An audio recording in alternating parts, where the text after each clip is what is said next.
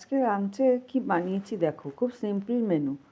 এই যে চালটাকে ভিজিয়ে রেখে তারপরে জল ছেঁকে নিয়েছি, এদিকে ফুলকপি গাজর ভেজে নিয়েছি, আর নিয়েছি কাঁচা লঙ্কা, আর নিয়েছি কিছু গোটা মশলা মানে গরম মশলা আর গোলমরিচ, যেটা থেতো করে নিয়েছি। কড়াই ফোড়ন দিয়েছি, দিয়ে চালটাকে ভালো করে ভেজে নিয়েছি। বেশ, চালটা একটু ভালো করে ভেজে নিলে চালটা গলার কোনো সম্ভাবনা থাকে না। এবার চালের ডবল জল বসিয়ে দিয়েছি, ব্যাস এবারে সব কিছু ওই জলের মধ্যে দিয়ে দিলাম। ফুটতে আরম্ভ করেছে, নুন মিষ্টিও দিয়ে দিয়েছি।